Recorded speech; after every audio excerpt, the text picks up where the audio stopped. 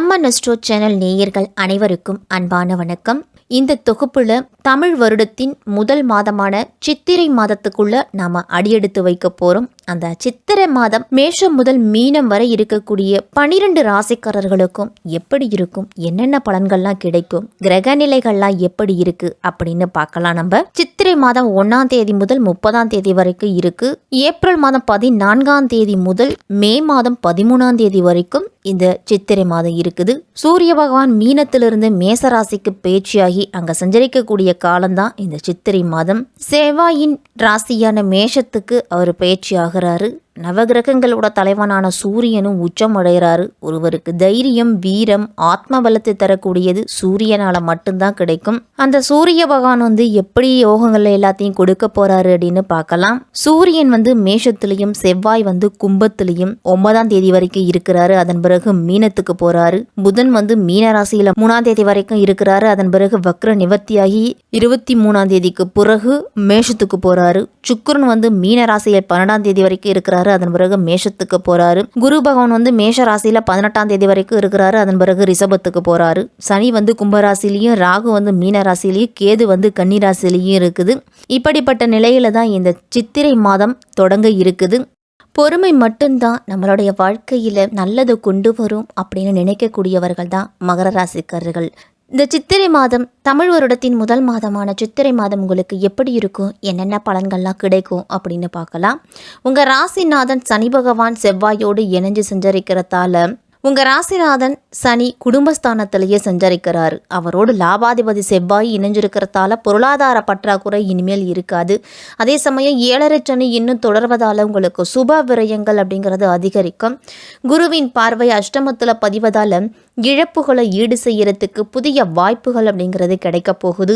இழுபறியாக இருந்த சில வேலைகள் எல்லாமே இனிமேல் இனிதான் நடக்க போகுது. மகர ராசிக்காரர்களுக்கெல்லாம் இந்த சித்திரை மாதத்தோட கிரகங்களோட சஞ்சாரம் சுப விரயங்களை ஏற்படுத்தும். மகர ராசிக்காரர்களுக்கெல்லாம் புதிய வாய்ப்புகள் அப்படிங்கிறது கிடைக்க போகுது.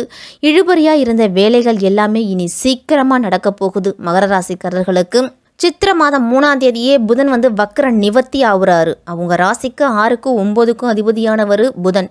அவர் உத்தியோகத்தில் நீங்கள் எதிர்பார்த்த மாற்றத்தை எல்லாத்தையும் கொண்டு சேர்க்க போகிறாரு. படிப்புக்கு ஏற்ற வேலை கிடைக்கலையே அப்படின்னு கவலைப்பட்டவங்களுக்கெல்லாம் இனிமேல் நல்ல காலம் பிறக்க போகுது.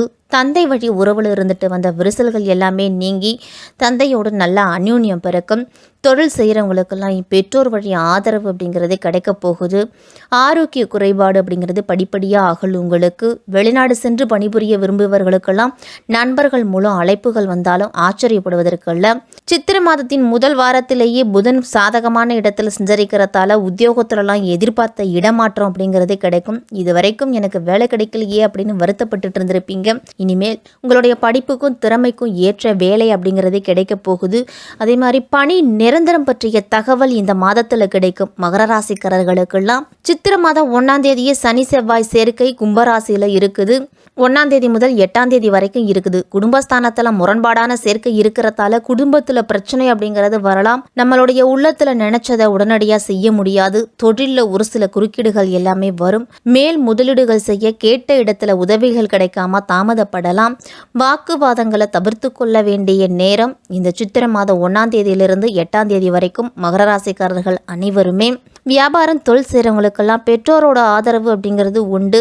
வெளிநாட்டில் பணிபுரிய முயற்சி செய்துட்டு இருக்கிறவங்களுக்கெல்லாம் இந்த மாதத்தில் ஏதாவது ஒரு சின்ன முயற்சி கூட எடுக்கலாம். சித்திரை மாதத்தின் 2ஆவது வாரத்தில் குடும்பத்தில் வசதி வாய்ப்புகள் எல்லாமே பெருகும். புதிய வீடு கட்டுறதுக்கு கூட அதற்குண்டான முயற்சிகளில் ஈடுபடுவீங்க. சித்திரை மாதம் 9ஆம் தேதியே மீனராசிக்கு செவ்வாய் போகிறாரு. உங்கள் ராசிக்கு சகாயஸ்தானத்துக்கு அதிபதியானவர் செவ்வாய். அவர் 4ஆம் இடத்தையும் 11ஆம் இடத்தையும் பார்க்கறதால உடன்பிறப்புகளுக்கு வேலை கிடைச்சி உதிரி வருமானங்கள்லாம் சேரும். உங்களுக்கு வழக்குகள் இருந்துச்சு அப்படின்னா உங்களுக்கு சாதகமாக முடியும். குடும்பத்தில் அத்தியாவசியமான பொருட்கள் எல்லாமே வாங்கி மகிழ்வீங்க. குடும்பத்துக்கு தேவையான பொருட்கள்லாம் வீடு இடம் வாங்கக்கூடிய யோகம்லாம் இருக்குது. அல்லது கட்டிய வீட்டை ஒரு பழு பெயிண்ட் அடிக்கிறது, மேலே ஒரு ரூம் எடுக்கிறது, இந்த மாதிரி ஏதாவது ஒரு வேலை இந்த மாதத்தில் செய்யலாம். நீங்கள் அதற்குண்டான கிரக அமைப்புலாம் இருக்குது. சுக்கிரனுடைய பெயர்ச்சி மகர ராசிக்காரர்களுக்கெல்லாம் அதி அற்புதமான யோகத்தை கொடுக்க போகுது. சித்திரை மாதம் 12ஆம் தேதி மேசராசிக்கு சுக்கிரன் போகிறாரு. உங்கள் ராசிக்கு 5க்கும் 10க்கும் அதிபதியானவர் சுக்கிரன். பூர்வ புண்ணிய ஸ்தானாதிபதியான சுக்கிரன் சுகஸ்தானத்துக்கு வருவது அற்புதமான நேரம். தொட்ட காரியங்கள் எல்லாமே உங்களுக்கு வெற்றி கிடைக்க போகுது. தொழில் வளர்ச்சிக்கு நண்பர்கள் உறுதுணையாக இருப்பாங்க. பாதியில் நின்ற கட்டிடப் பணியெல்லாம் மீண்டும் தொடரும். உங்களுக்கு புதிதாக தொழில் தொடங்க நினைக்கிறவங்களுக்கும் இந்த சித்திரை மாதம் ஒரு அதிர்ஷ்டகரமான மாதமாக தான் இருக்கும். விலகி இருந்த உறவினர்கள்லாம் ஒன்று சேருவாங்க. பல விதங்கள்லேருந்தும் உங்களுக்கு நல்ல முன்னேற்றம் கிடைக்கும் இந்த சித்திரை மாதம். அதே மாதிரி உத்தியோகத்தில் இருக்கிறவங்கெல்லாம் விருப்ப ஓய்வுல சுய தொழில் தொடங்கலாமா அப்படிங்கிற சிந்தனையும் ஒரு சிலருக்கெல்லாம் இருக்கும். சித்திரை மாதத்தில் மேசராசியில் புதன் 23ஆம் தேதியே வராரு. 6க்கும் 9க்கும் அதிபதியான புதன் 4ஆம் இடத்துக்கு வரும்போது கல்வி சம்பந்தமாக எடுத்த முயற்சியில் நல்ல வெற்றி உண்டு. பிள்ளைகளோட வேலை சம்பந்தமாவோ வெளிநாடு சம்பந்தமாவோ அல்லது திருமணம் சம்பந்தமாவோ என்ன முயற்சி எடுக்கிறீங்களோ அந்த முயற்சி சுமூகமாக முடியும். பழைய வாகனங்களை கொடுத்துட்டு புதிய வாகனங்கள் வாங்கும் முயற்சியில் ஆர்வமாக இருப்பீங்க. தொழில் அப்படிங்கிறது ஒரே சீராக தான் இருக்கும். உங்களுக்கு லாபமும் இருக்காது, நஷ்டமும் இருக்காது, அந்த அளவு தான் இருக்கும். சித்திரை மாதம் 18ஆம் தேதி ரிஷப ராசிக்கு குரு போகிறாரு. உங்கள் ராசிக்கு 5ஆம் இடத்துல குரு பகவான் வராரு. ராசியையும் 9, 11 ஆகிய இடங்களையும் பார்க்குறாரு. அதனால் நல்ல முன்னேற்றம் இல்லம் தேடி வரப்போகுது. ஆரோக்கியத்தில் நல்ல முன்னேற்றம் இருக்கும். பொருளாதார பற்றாக்குறை அப்படிங்கிறது இருக்காது. உத்தியோகத்திலெல்லாம் உயர் அதிகாரிகளோட கவனம் உங்கள் மீது பதியலாம். அதனால் தலைமை பதவிகள் கிடைக்கிறதுக்கு கூட வாய்ப்பு இருக்குது. மகர ராசிக்காரர்களுக்கெல்லாம் தடைப்பட்ட திருமணம் அப்படிங்கிறது இனிமேல் நடக்கும். எதையும் துணிந்து செய்யறதுக்கு முன் வருவீங்க. இனிமேல் எதிரிகள்லாம் உங்களை கண்டு விலகுவாங்க. இந்த சித்திரை மாதத்திலிருந்து இனிய பலன்கள்லாம் நல்ல பலன் அதிகமாக கிடைக்கும். இந்த குரு பயிற்சிக்கு பிறகு மகர ராசிக்காரர்களுக்கெல்லாம் சித்திரை மாதம் துவங்கி 10 நாட்கள் வரைக்கும் சனி செவ்வாய் சேர்க்கை இருக்கிறதால குடும்பத்தில் ஒரு சில பிரச்சனைகள்லாம் வரும். எதையாவது செயல்படுத்த நினைச்சிங்க அப்படின்னா அதில் தடங்கள் ஏற்படும். வேலை மற்றும் தொழில் எல்லாம் குறுக்கீடுகள் அப்படிங்கிறது சேரும். சித்திரை மாதம் மகர ராசிக்கு பெரும்பாலும் சாதகமாக தான் இருக்கு. இந்த 2024 குரு பயிற்சிக்கு பிறகு அற்புதமாக இருக்குது. மிகப்பெரிய பதவியும் பொறுப்பும் பொருளாதார முன்னேற்றமும் வாழ்க்கையில மகிழ்ச்சியும் கிடைக்கக்கூடிய மாதமாக இருக்கும் இந்த சித்திரை மாதம். இதே மாதிரி பொது வாழ்க்கையில் இருக்கிறவங்களுக்கெல்லாம் முக்கிய பிரமுகர்களோட சந்திப்பால் நல்ல முன்னேற்றம் கிடைக்க போகுது. வியாபாரம் தொழில் செய்கிறவங்களுக்கு வரவு செலவு சமமாக தான் இருக்கும். உத்தியோகத்தில் இருக்கிறவங்களுக்கெல்லாம் உயர் பதவிகள் அப்படிங்கிறது கிடைக்கும். கலைஞர்களுக்கெல்லாம் வாய்ப்புகள் அப்படிங்கிறது கிடைக்கின்ற வாய்ப்பை நல்லா பயன்படுத்திக்கணும். மாணவர்கள்லாம் ஆசிரியர்களோட வழிகாட்டுதல் மாணவர்களோட வளர்ச்சிக்கு வழிவகுத்து கொடுக்கும். பெண்கள்லாம் மாதத்தின் பிற்பகுதியில் மகிழ்ச்சி தரும்.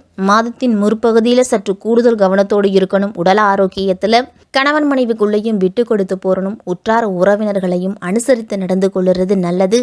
சொத்துக்கள் வாங்கும் யோகம், சொந்தங்களாலும் பாராட்டுதெல்லாம் கிடைக்கக்கூடிய யோகம்லாம் இருக்கு. பெண்கள் குழந்தைகளோட உடல் ஆரோக்கியத்திலையும் வயதானவர்களோட உடல் ஆரோக்கியத்திலையும் எச்சரிக்கையாக இருக்கணும். உணவு சார்ந்த விஷயத்துலலாம் கட்டுப்பாட்டோட இருக்கிறது நல்லது. நம்ம உடலும்புக்கு எது ஒத்துக்குதோ அதை மட்டும் சாப்பிட்டுக்கணும். எது ஒத்து வரலையோ அதை ஒதுக்கி வச்சுக்கிறது நல்லது. வயதானவர்கள் எல்லாருமே வெயில் காலத்தில் அதிக நீர்ச்சத்துக்கள் நிறைந்த உணவு வகைகளை அதிகம் எடுத்துக்கணும். குழந்தைகளாக இருந்தாலும் சரி, பெரியவர்களாக இருந்தாலும் சரி. இந்த மாதத்தில் இந்த சித்திரை மாதம் முழுவதுமே அசைவ உணவுகளை தவிர்த்து வாங்க. உங்களால் முடிஞ்ச உதவிகளை ஏழை பெண்களோட திருமணத்திற்கோ அல்லது கட்டி முடிக்க முடியாமல் இருக்கிற கோவில்களுக்கோ உங்களால் முடிஞ்ச பொருளாதார உதவியை செய்யுங்க. கார்த்திகை அன்று முருகப்பெருமான் வழிபாடு உங்களுக்கு முன்னேற்றத்தை கொடுக்கும். வாகனங்களில் செல்லும் பொழுது கூடுதல் கவனத்தோடு இருக்கணும். அதுவும் இரவு நேர பயணத்தில் தனியே செல்வதை முடிஞ்ச வரைக்கும் தவிர்த்துக்குங்க. இந்த சித்திரை மாதம் முழுவதுமே மகர ராசிக்காரர்கள் அனைவரும் தான் உண்டு தன் வேலை கொண்டுன்னு இருங்க. அடுத்தவர்கள் விஷயங்களில் தலையிடுவது, கருத்துக்கள் கூறுவது இது எல்லாத்தையும் தவிர்த்துக்கணும். அதே மாதிரி யாருக்காவது ஷூரிட்டி கையெழுத்து போட்டு பணம் வாங்கி கொடுப்பது எல்லாத்தையுமே நீங்கள் தவிர்த்துக்கிட்டீங்க அப்படின்னா பிரச்சனைகள் வராமல் தடுக்கலாம். இந்த சித்திரை மாதம் மகர ராசிக்காரர்களுக்கு பொறுமையாக இருந்துட்டு வந்தீங்க அப்படின்னா மிக சிறப்பாக இருக்கும் இந்த சித்திரை மாதம்.